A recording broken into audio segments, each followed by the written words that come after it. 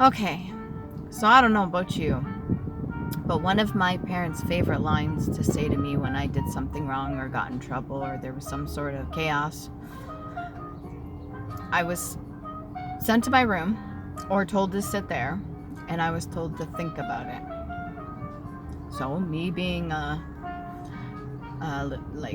take things literally, like a literal person, I would sit there and I would mull it over, and I'd think of every aspect, every angle, and I'd analyze the shit out of the situation, find fault in myself, because I wasn't allowed to approach them unless I was to find fault in myself. They were not held accountable for their actions, regardless if they were my parents, but I sat there and I thought about it. I became very good at this, doing the introspection. I became very, very good at learning where I went wrong, learning my part and what I'm responsible for. So accountability, basically. And for years I did this, and I carried burdens, some of which weren't even mine, some of which wasn't even what I should have been accountable for, especially being really young. But suffice to say, I'm probably not the only child that's been told to sit there and think about it. Now, I do agree that it's a good idea to do so and have a child do that sort of logical thinking, the analyzing and stuff like that, but it should be a group effort, or at least one-on-one with child and parent, and both sides taking accountability, so there's an understanding, so there's a resolution, so you can come to some sort of,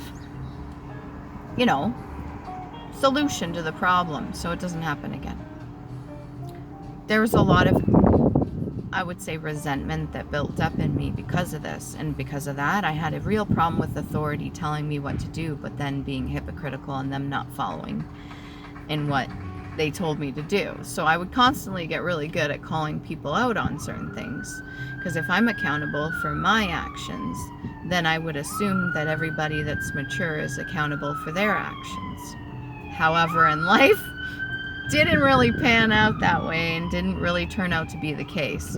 And so I found myself in a lot of conflict with people, especially those that treaded on me or mistreated me or used me in a certain way, or didn't really take me seriously.